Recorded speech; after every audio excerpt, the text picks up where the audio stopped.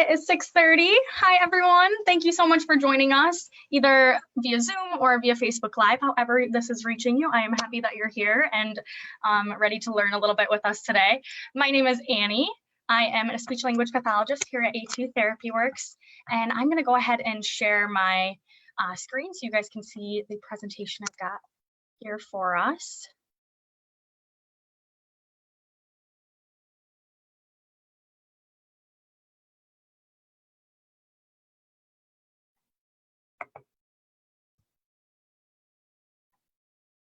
Maybe.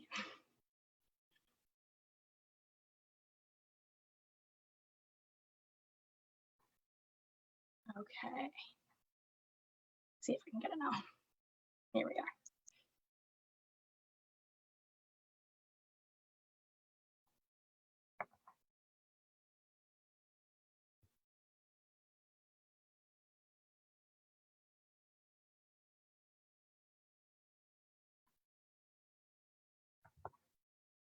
Okay, so hopefully you guys are able to see my screen now. So we're just gonna go ahead into present mode. And I'm wondering,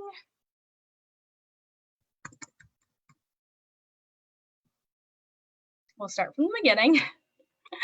Okay, awesome. So today we're going to be talking a little bit about emergent literacy. Again, my name is Annie Warburton. I am a speech-language pathologist here at A2 Therapy Works. If you are looking for any other information, just hoping to chat a little bit more about some emergent literacy, just opportunities, looking to promote it a little bit more, and just want to find out some more, I am happy to chat and talk to you whenever. So just feel free to email me right at that email here. And so today we are going to be talking about emergent literacy, understanding and encouraging early literacy skills in children. So literacy is obviously a huge part of everybody's lives.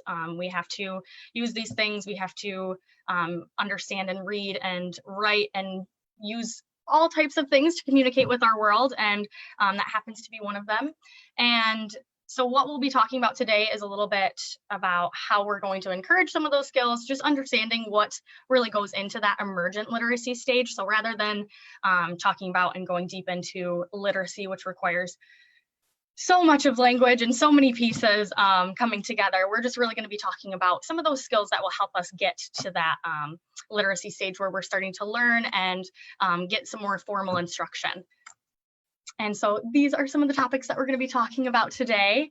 So phonological awareness, print concepts, narrative knowledge, as well as just some connecting activities for you guys to do at home.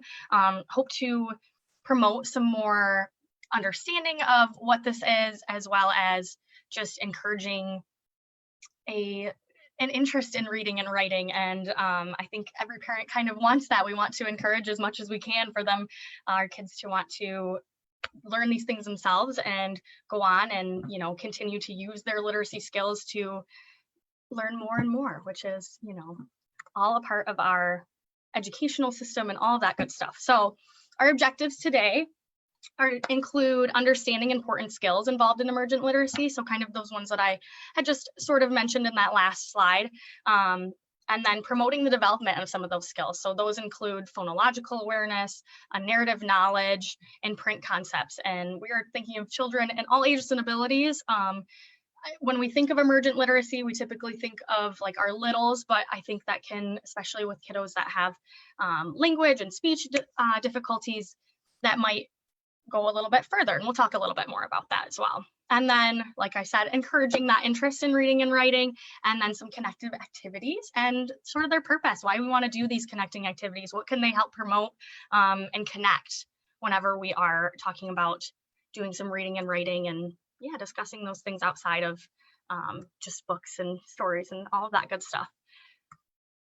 All right, so emergent literacy, this is a stage during early development when children are learning the important skills that are related to those developing literacy skills, so that reading and writing. So it can be defined by development, like I said, phonological awareness, our narrative knowledge, awareness of print in books, magazines, logos, street signs, grocery lists. We see, you know, we see print everywhere, and kids are getting lots and lots of exposure to that from a very young age. And so we just want to talk about how we can start to promote a little bit more, and how sort of these skills and this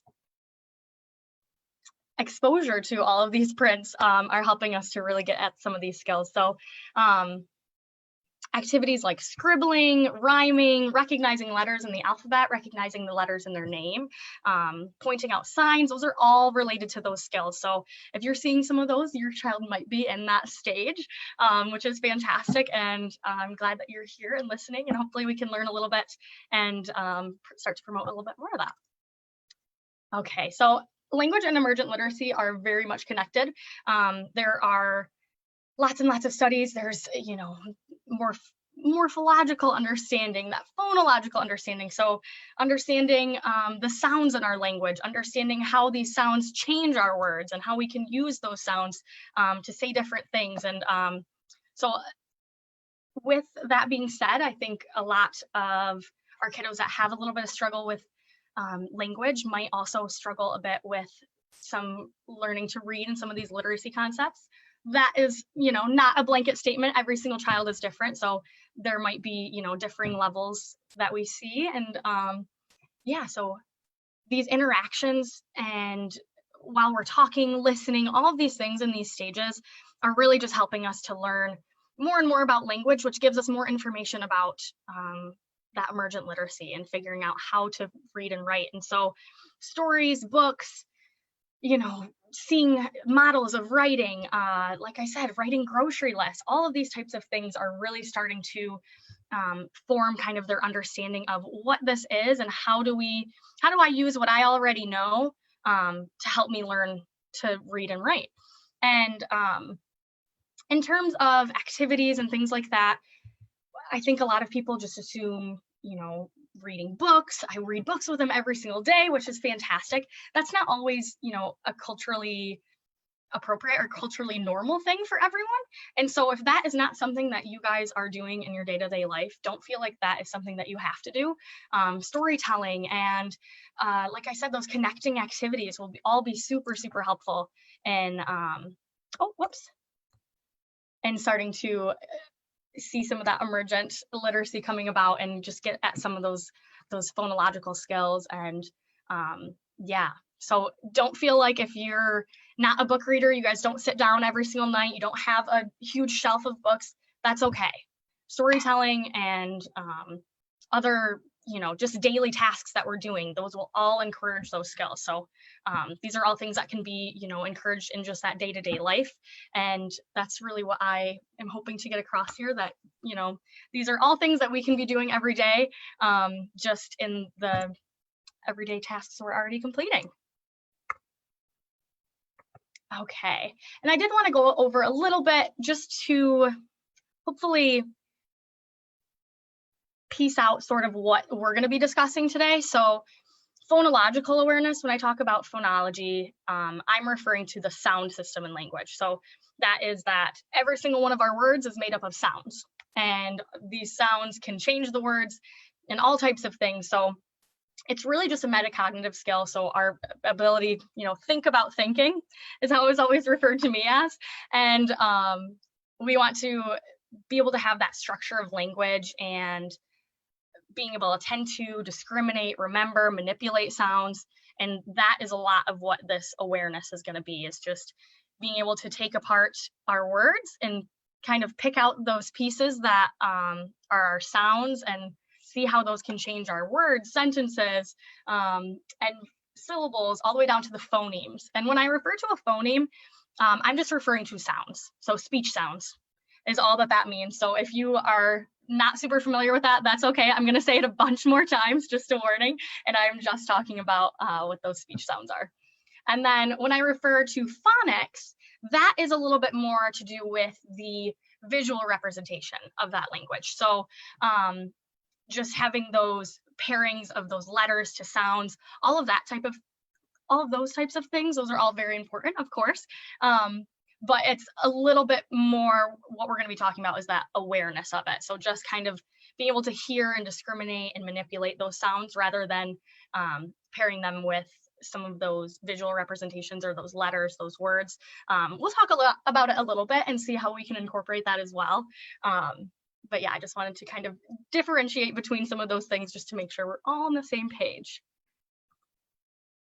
Okay, so again, phonological awareness, like I just explained, there are lots and lots of skills that are involved in that, manipulation, that understanding of each of these pieces is going to, change my words. And a lot of those skills, rhyme awareness and construction. So being able to say, yes, that cat, bat, mat, those all rhyme. Excellent. Yes, those are rhyming. And say, oh, what rhymes with fan, man, being able to come up with some of those as well. So not only being able to hear it and say, yes, those rhyme, or no, those do not rhyme, as well as just saying, being able to spout it off and let them know. And then individual phoneme isolation. So what I mean when I say that is, can I say, what is the first sound in the word cat? K is going to be that first sound. So at the beginning, middle, and end of word, we're just looking for the ability to be able to piece out some of those sounds and understand, like I said before, that all of these words are just made up of each of these sounds. So we want to make sure that we're able to piece out some of that as well. Phoneme and syllable blending. These are being able to take sounds like k, ah, t, put them all together to make that word cat. Segmenting, kind of the opposite there. Take the word and then segment out k, ah, and t. And then phoneme manipulation. So we're talking about adding, deleting, and substituting sounds to make different words. And each of these I'll be going over as well. So if you're like scribbling things down, don't worry, we will go through a little bit more in detail. And then alliteration, for those who don't know what an alliteration is, it's just a series of words that all start with that same sound. So she sells seashells, that is kind of an alliteration. Brown bear, broke, I'm not sure. So things like that, where it all starts with those same sounds. And yeah, so I just got a notification for the chat, so I'm gonna look really quick if I can get in here. And it doesn't seem like it's letting me. Oh, perfect, okay.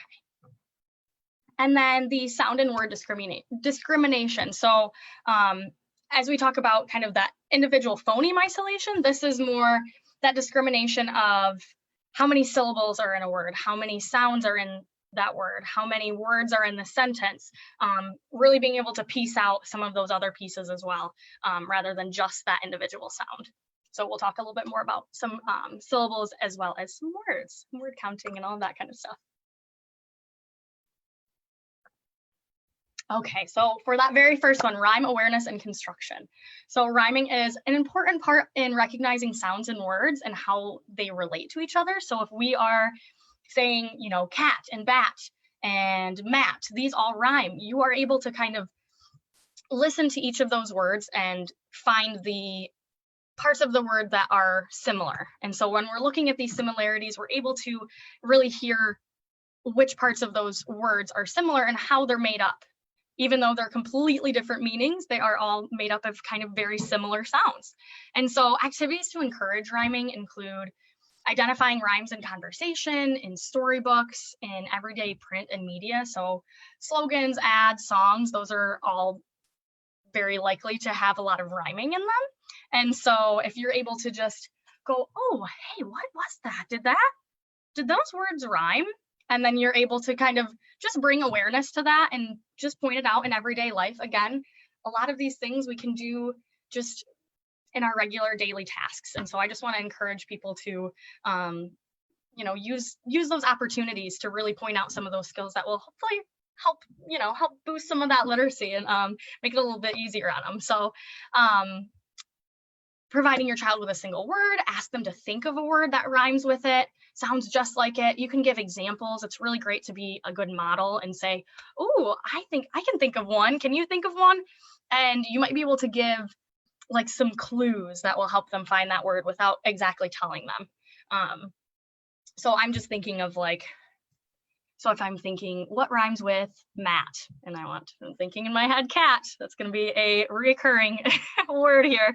I'm thinking in my head, cat. I might say, ooh, something that rhymes with mat. Maybe it's an animal.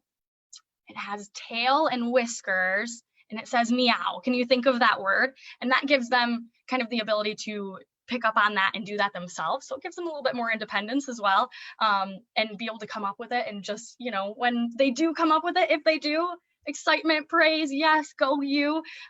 Lots of just reinforcement is great, and will hopefully start to encourage a little bit more of that, you know, just interest in wanting to play with words and understand how they work, and why are they made up this way, because it's all interesting. And I think the more that we kind of encourage that interest in it, the more that, you know, hopefully we can encourage a wanting to learn and just do more. So the next thing we're going to talk about is that phoneme isolation, like we had talked about before. So finding the individual sounds in each of the words. Typically, it's a little bit easier to do at the start of words, and then work toward that like middle and ends. So the word sound that starts with cat is k. Great, awesome. You're able to pick out that that is the first sound in that word cat, that k.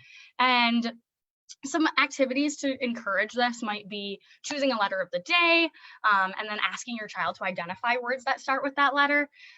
You can start by giving an example, give hints, like I said, especially kiddos with like AAC or anything like that. If you're using a device, using a core word board, all of those types of things, you can start to model that T. Okay, this is our letter T. Absolutely, that t sound. I'm thinking of fruit. It's small and red, it's round and juicy, and maybe you go to their fruit page where they're able to kind of pick out, oh, is it apple? That does not start with our t sound. Tomato, tomato, that one starts with our t sound. So just making it fun and giving opportunities that your kiddos will get to, you know, show you what they know, and get excited about it, and give you opportunities to really let them shine, I guess. And so other things that I'm thinking could be fun too, something like a scavenger hunt. If you're thinking of, let's find things around the house, or even if you're just trying to get out the door, let's find things that start with k, our coat. All right, let's find something that starts with a sh. Oh, good. Let's find those shoes. Put the shoes on. Just little things like that, where we can really encourage that listening for some of those sounds, as well as just connecting it to the world around us. All right, phoneme and syllable blending. And so this includes presenting sounds individually and then blending them together into a word. So choosing familiar words might be a little bit easier for them to kind of associate with, and just be able to push them together a little bit more. If you're giving them a word they've never heard of, it's might be a little bit more difficult. Very impressive if they can do it, but if we're thinking of, you know, beginning stages of this, we're going to find words. Again, I'm going to use cat as my example. Break it down into each sound. K, at. What word could that be? And again, giving those clues, giving them the opportunity to give you that word, even if they're not super familiar with these skills, just giving them the clues and going, look, you did it. You pushed those words together and you figured it out. You figured out what that word is. So just, again, encouraging and lots of reinforcement to hopefully get some excitement and some interest with some of these activities. And so, yeah, like I said, just giving them hints and things like that. Either or options. Is it a cat or a dog? Let's see. Cat. Does that sound like cat or dog? And then give them that option. And those are all things you can do with that AAC board as well. So being able to push out the sounds, and you doing the sounds, and then having those options there for them, so then they can choose which one sounds correct, is a great opportunity. And just being able to model some of those things as well is awesome and really important. Okay, so now the opposite, doing that segmenting. So again, you're presenting the words and then breaking them down into each segment. So using my word again, cat, and you're going to practice segmenting out. So cat, ooh, which is each of those sounds. So a little bit of that isolation, but at this stage, we're just doing it a little bit bigger, I guess. So we're doing every single one rather than saying, what's the first sound in this word? Okay, great. Now can you tell me the last sound in this word? So this is just, I want to hear every single sound. I want you to tell me in order which of these sounds. And then discussing, you know, where do you hear it? Oh, I hear it at the end. That's right. Awesome. if your child is beginning to pair letters and sounds, presenting some alphabet tiles or some letter tiles, and then associating each of those, being able to go, oh, that k, k sound, okay, and then just pushing up that letter C. Okay, what's the next one? Ah, pushing up that letter A. So we're just kind of reinforcing some of those visual representations of those. And then segmenting and blending, we're just putting together the knowledge of those individual phonemes. So some of that in isolation, we're just pushing that all together to kind of say, oh yeah, that's right. These do make up each sound is going to make up part of that word. So just reinforcing all of that knowledge there. As for phoneme manipulation, so this is the one that I was talking about, the addition, deletion, and that substitution. And so we are talking about how we can change the meaning of words, which has a lot to do with morphology. So that is just kind of the understanding that, these letters and sounds will change our words depending on the meaning, which is super, super important for reading and writing, and something we definitely want to promote. And addition, so we are talking about adding a sound to a word to make it a new word. Cats, so if you add to cat, you are going to get a new word. We're talking about more than one cat now. Awesome. If we're talking about deletion, we are removing a sound from that word. So cat, we can remove that k sound. We make a completely different word, at. Oh my goodness, that is a totally new word. That means something completely different just by you deleting that. So that is, another way that we can, again, reinforce that understanding that all of these letters and sounds are going to change our language and change exactly what we're saying. So we've got to really think about those sounds, which if we have any kiddos with speech sound disorders and things like that, we can help to reinforce, yeah, we've got to work on those sounds because you just changed that word. And that is just another way to kind of incorporate that. Again, using letter tiles as those visual representations, help to reinforce those and while manipulating those words, kind of like we will do when we're writing. Alliterations. Again, so that's Sally sold seashells, and understanding the sounds that start multiple words in a row. And so you're going to see these a lot in like children's stories. While you're making conversation, while you're reading, you can just point these things out to your kids. If you're listening to the radio and you hear, like I said, lots of those slogans, they've got lots of rhymings and usually lots of alliterations. So just things that kind of sound nice to the ear, those are going to be those alliterations where we can really listen to, oh, those are all the start of the word. So you can ask your child to come up with a tongue twister and using the same word or same sound at the beginning of the word. That's just using some more of those skills. Really, it's kind of a little bit higher level, but just being able to understand that, yeah, okay, I need to have just this sound at the beginning of the word. What sounds or what words have that sound at the start of the word? So using a lot of those skills, they all kind of build on each other, which is fantastic. So the more that you do, hopefully the more that you guys can explore these words and explore the sounds and have a little bit of fun with it too. And I'm not going to try and say that tongue twister at the bottom. I thought about it, but I'm not going to. Okay, so sound and word discrimination. Understanding and identifying sounds that make up words and words make up language. So that's what I talked about at the beginning. This is a little bit more of that like higher level. We're now looking into the syllables, that make up the word, the sounds that make up the word, and then the words that make up the sentence. So I know I at least remember from when I was young, always clapping out those syllables, and that's definitely still a good reinforcing task to understand that. The dinosaur is big. The dinosaur is big. There's 4 words, but dinosaur has 3 syllables. So even though that word is a little bit longer, it's still just one word, but it's got 3 parts. And so just really breaking down a lot of those sounds and yeah, being able to understand that, hey, we've got all these words that have to make up this sentence, and just breaking it down a little bit more so that whenever we're hoping to build it back up, once it comes to, building on that reading and building on some of that writing, we're able to, yeah, think in our head, be able to sound out some of the words and understanding that, oh, this is an individual word. It's not going to be one long, huge thing. So just some more higher level skills there. Okay, and then print concepts. So this is going to be related, again, a little bit more toward the book reading, again, I want to reiterate, all of these skills can be worked on in day-to-day life. So even if you guys aren't reading books every single night, that is okay. And print concepts, these things can be talked about, obviously with our storybooks, which I'm going to show you here, but also just, you know, picking up a piece of paper and holding it the wrong way and going, oh, I cannot read this. Like, just talking about how things are held, where are we going to start when we're reading?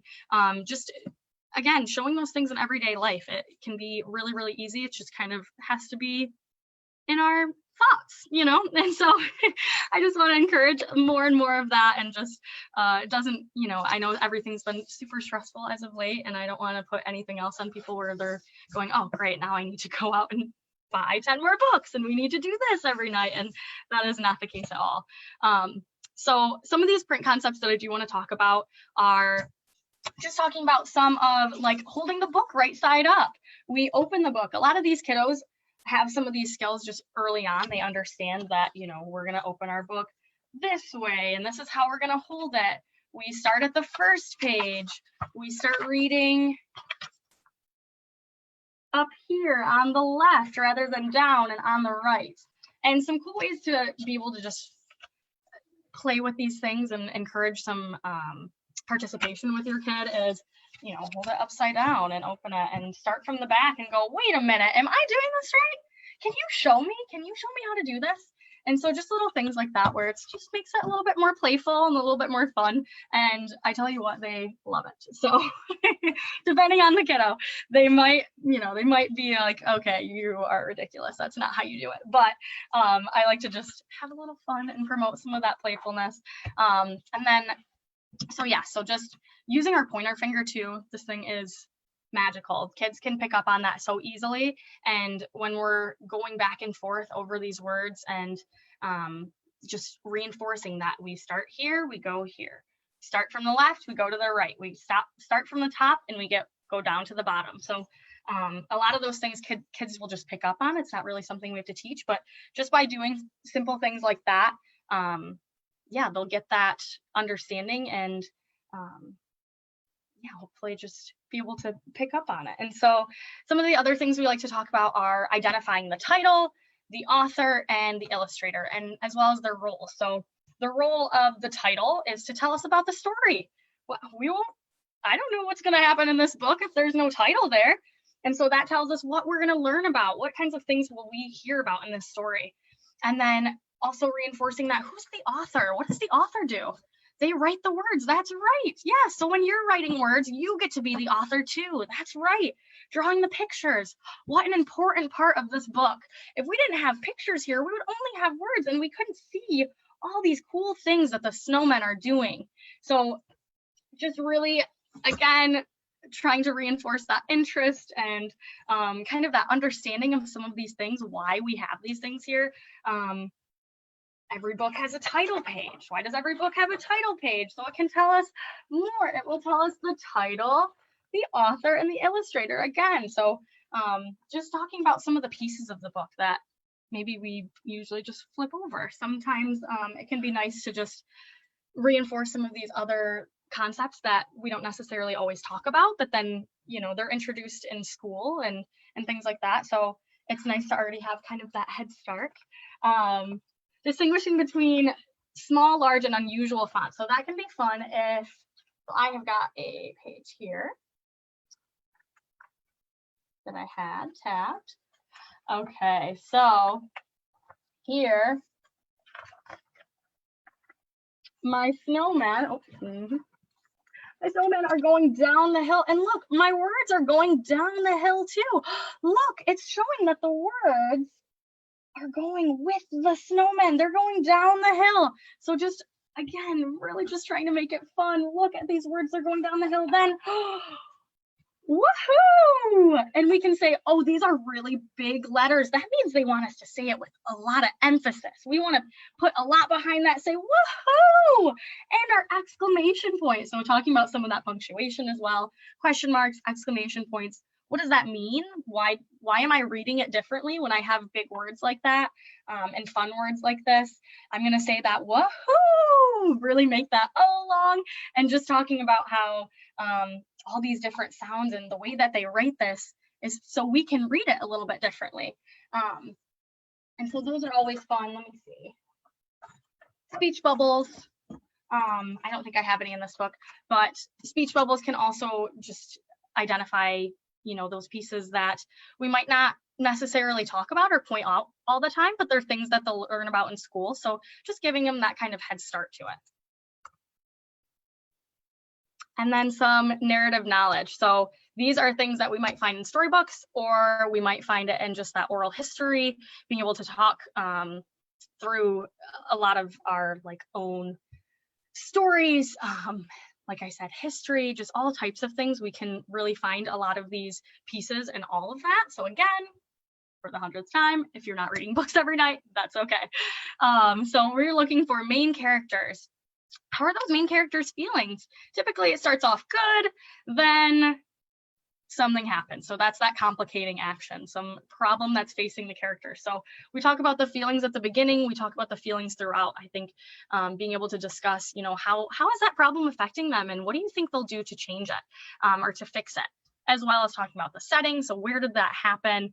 Some of the dialogue between the characters, as well as like the ending and resolving action of the story. So how does it all come together? What happened to make, you know, the birthday party good again? How did we fix everything and come together to kind of resolve some of the problems that had happened? And those are things that we're typically going to see in some of those, like I said, in some of those storybooks, but there's also lots of opportunities out there to include all of those things and get an understanding of, you know, what makes up a story? Why do I need all of these pieces to explain and give a good picture of what I'm telling you or what we're talking about?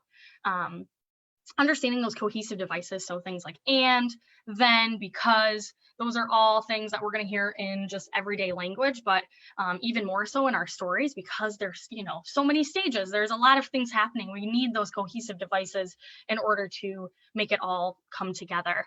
And yeah, so just really reinforcing, using a lot of those, pointing them out while you guys are reading stories. Oh, did you see how they said because they did this, this happened? So if this happens, then this happens. So just being able to talk about why things are happening and each of the pieces that kind of go into each of those stories. Okay, emergent literacy and AAC. So I talked a little bit about how we can encourage some AAC users to be using that communication device or whatever that they may be using while they're reading. Modeling the use of an AAC system while you're reading to your young child or child is really important, just to give them that model. So I talked about this before, being a good model, showing models of you writing, showing models of you reading. When you have a child that's using AAC, we need to also model to them that, hey, this is how you're going to communicate. This is going to be the easiest way for us to read across these lines. And this is what I'm going to do. I'm going to find the word that matches this, and I'm going to, you know, read it from here, and just pointing out those symbols that represent the key concepts. And yeah, just being able to have that speech output that is reading along with you. Pausing and waiting, always encourage, letting them have that opportunity to give their opinions on it, give, you know, some of their perspective, and asking appropriate questions, as well as we just want to be responsive to everything that's kind of going on. If they want to make a comment, you know, ask questions, absolutely encourage that. They say that by modeling and doing some of these things, you can increase the amount of communicative turns, the amount of communicative turns that are taken between you and your child. So that's great. Just more and more opportunity for communication, for building on that language, and for hopefully just understanding more and more of the stories and why they're important and what we're learning from them and all kinds of things like that. Okay, connecting activities. So give your child the opportunity to be the storyteller. So I've been talking about how we are kind of giving all these opportunities to learn and all these opportunities to be good models and all of that. Give them the opportunity now. So ask them to tell you a story about the time they, maybe if you just read a book about, somebody who, they got hurt, but then they went and asked mom and they felt better, and give them the opportunity to tell you a story about a time that happened. And then that gives them opportunities to use those cohesive devices, to use some of those story elements like the character, the scene, what was the problem, how did it get fixed, and just giving them the opportunity to have that interaction with you is really great. Drawing pictures about a story you read or that you were told, and then talking about what they drew. And I write here that it's okay if it's scribbles, that's totally fine. I always try not to label what is in the picture. I just ask them what it is and see kind of what kind of conversation we can have. And by giving them that opportunity, just even having that, like writing it out and scribbling, doing pictures, you can kind of give them the opportunity to be the illustrator, to tell that story through the pictures. And then again, more and more opportunity for you to be able to have that discussion and talk with them about it. Go on an adventure of your own, talk about what it relates to what you read. So like things like going on a bear hunt, if you guys have ever read that. Go on a walk yourself and think of, what are some of the noises that I'm hearing when I walk through the mud? And what are some of the things that we're seeing? What problems do you think we might run into? How will we get out of them? Just more and more talking, and the more that we kind of relate some of these activities to what we read, it just hopefully is encouraging, again, that interest. We want them to want to learn from books and stories and all kinds of oral history. Okay, so then these are just some bullets that I had found that I just felt were great connecting activities, things that we can use to encourage, again, that interest. So talking and naming objects, people, events in your everyday environment, giving them the vocabulary to be able to tell those stories. Repeating strings of sounds, we're talking like a little bit smaller, and adding to them. So just, again, giving them more and more opportunity, give you more sounds, give you more opportunity to hear those sounds, differentiate between those sounds. Talking during daily routines. So again, day-to-day life. Don't need to do anything crazy. So yeah, you're in the bath, you're at mealtime, talking about, what questions do they have? Oh, I have a story for you here, I can tell you this. Just encouraging that communication, drawing attention to print in everyday settings. So traffic signs, logos, I know most kids know that, those golden arches, they know those McDonald's signs. And so just pointing to them out that, hey, that is actually, how did you know that was McDonald's? You looked at the sign and you figured it out. Good job. So just giving them more opportunity to feel like they're teaching themselves as well, and they're learning in that way. Introducing new vocabulary during holidays and special activities. Depending on what types of holidays that you celebrate, there are, I know, lots and lots of vocab that are not used in everyday settings, but that are, depending on the time of year or what holiday that you are celebrating. And so just being able to introduce those special activities, going out to the zoo, the park, yeah, just lots of opportunities for vocab development. And we love that. We love vocab development, especially in terms of learning to read and write. So singing, writing games, nursery rhymes. Yes, we love nursery rhymes. They really help to understand that, those rhyming, that understanding that, these words are separate, but they sound alike. Having some of those singing, those sing-song type of like books even. I'm thinking of like Chicka Chicka Boom Boom and Brown Bear, where they have that sort of like rhyme and refrain. Reading picture books and storybooks. So if you are looking at a book and it doesn't have any words, that's just more opportunity to give you the floor and have that language. Introduce more and more vocabulary, things that that they're using all the time, so words that they already have that that they can kind of reproduce, versus also introducing new words that are not things that they can probably or maybe won't understand just yet or be able to produce just yet. Dr. Seuss books are great. Lots of, kind of those nonsense words, but it's all fun. It's meant to be playful and meant to really stimulate that that wanting to explore words. And oh my, that's a silly word, isn't it? I don't think I've ever heard that. Just kind of increasing that silliness and playfulness, which we love. And then rereading favorite books. That's usually how kiddos learn to read their first book, is that they just memorize it. They know it front to back, which is great. So they're getting all of those story grammar elements, even though, they're not reading yet. That's fine. They're still getting the pieces that are going to help them to read later on.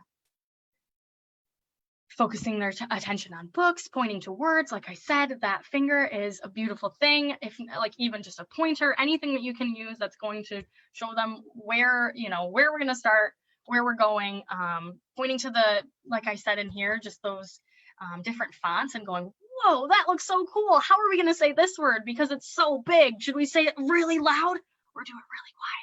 And there's lots and lots of books and things like that where you can find things like that, where they have those differing pieces. All types of things, encourage drawing, encourage scribbling. All of those are going to be really great. Again, giving you more and more opportunities to just have those discussions and give them, the opportunity to be the illustrator. And then describing, telling stories themselves about the drawings that they write down. So kind of what I just said. And then you can write down the words for them. If they want to tell the story, you going and writing down what they're saying, that's just more and more reinforcement of, oh, hey, that word, I just said, so many things and it came out as all of these different words. Let's count how many words we have. And those can all just be encouraging and going, oh, I want to be able to write my own story. And yeah, just having more and more of those models for that writing and reading. Here are my references. Feel free to look into any of those if you guys are interested in finding more information. These are all great resources, and they can be found on ASHA, which is American Speech Language Hearing Association. I am going to go ahead and get out of this and see if we have any questions. It doesn't look like I have any here. And feel free if anybody wants to write in the chat or unmute themselves, however you want to go about it.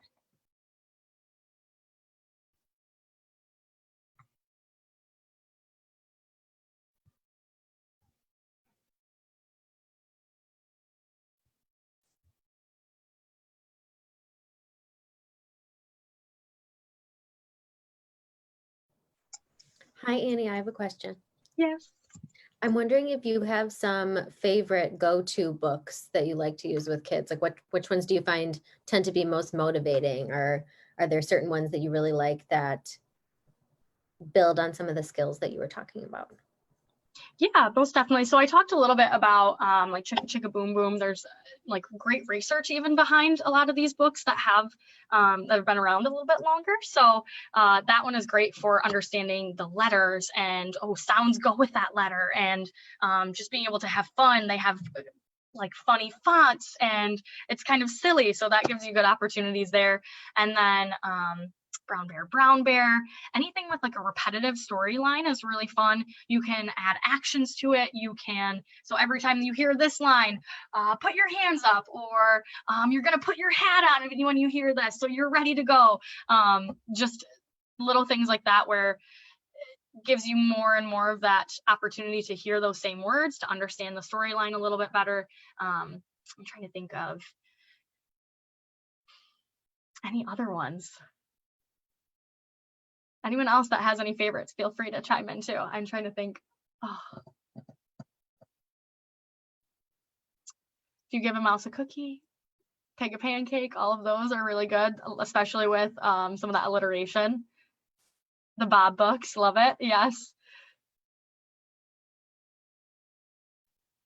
Perfect. Thank you very much for that question. That was awesome. I think it's definitely nice to have more and more recommendations, and having more and more opportunities to go outside, maybe even your comfort zone, find some new books, see what else is out there. Hi, Annie. This is Candace. Hey. I was wondering, what can parents do if they are concerned that their children are not meeting these phonological awareness milestones? Awesome question. Thank you so much, Candace. Yeah, so speech language pathologist will be the professional to go to typically. And, there's reading interventionists in public schools, preschool, great opportunities there. I know right now it's kind of a weird world. Preschool might be online, which it makes it a little bit more difficult for sure. And so yeah, if you're ever feeling like, oh, I just feel like we're not where we're supposed to be, he's not picking up on these things, reach out to speech language pathologists. We are here for you. We are happy to help, especially here at A2.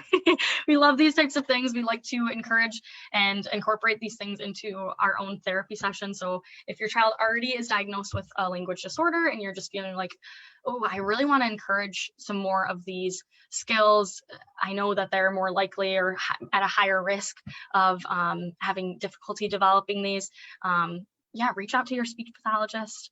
Reach out to a speech pathologist, being able to talk and figure out some things that are going to work for you. Every kid is going to be different.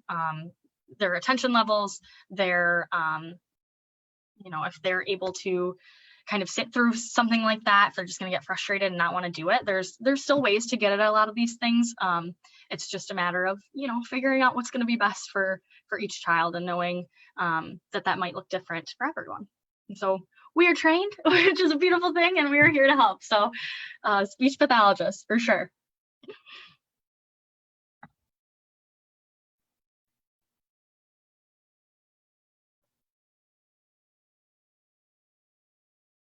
I don't believe we had any questions on our Facebook. So no questions on the Facebook, but there's one in the chat. Oh, okay, here we are. Ooh, okay, I love that. Yes. Okay, that is a very good question, because when you've got a lot of kids on different levels, they might, be grabbing the book, trying to do different things. They're not interested. They're going, oh, you're doing like baby things, Mom. I want to do something, more my level. And so really just encouraging, page by page.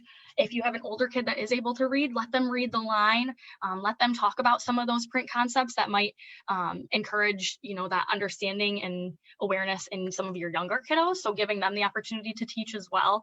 And then, picking books that hopefully are interesting to all of them, and that might not be possible, so reading maybe a couple books a night, and having everyone be able to have a say and maybe even like vote on a book, I think could be helpful, as well as, I'm trying to think, I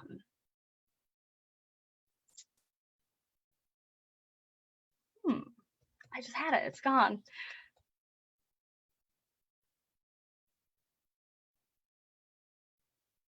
Yeah, I guess just really being able to pick out some of those pieces that you're able to, encourage different levels. So if you have a really little, you might be talking about rhyming. If you have a kid that's a little bit older, you might be talking about, ooh, can you tell me what's the first sound in that word? Or say one out loud and say, ooh. If they're not able to read yet, you can just give them those opportunities, versus kiddos that might be able to read. You can go, oh, what 2 words are in this one? So just kind of varying the levels of what you're asking from them, and also just making it interactive, making it fun. Movement is huge. If you have some squirmy kiddos, then it is really helpful to go, okay, so we're gonna march like the rest of this family. We're gonna march with them and give them that opportunity to go march around, maybe get some of that energy out too. And then asking them to do different things. So, hey, when this character comes up, I want you to be him. So I want you to do everything that he's doing. Giving some of that like role playing even. So a story time doesn't necessarily have to be sitting down and reading a book if that's not going to be what works best for you guys and what works best for your family. So finding ways that we can encourage all of these skills while also just having fun and, not making it a burden. We don't want it to be like, oh, it's time to read a book tonight. Oh, I didn't want one. Not that, I would hope that everybody wants to read. And like I said, I've been really harping on encouraging that. So, but yeah, we want to make sure that it's fun. And so if they decide, I don't want to do a book tonight, then act out a story, have them write out some things, maybe have the older kid write the story and then the younger kids have to act it out. Just ways to incorporate everyone and see what their different skill levels are, and yeah, let them all have a say, I guess.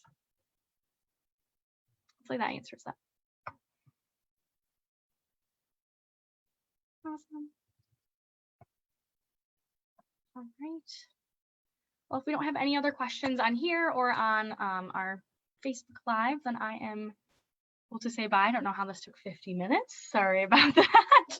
But I'm glad you guys stuck with me. I'm glad you're here, and hopefully you learned something and can start to use some of these recommendations and just activities at home and make it fun. That's all I ask. Make it fun. Make them want to do it, because that's a huge piece. That is the, having an interest and having a want to learn from books is huge.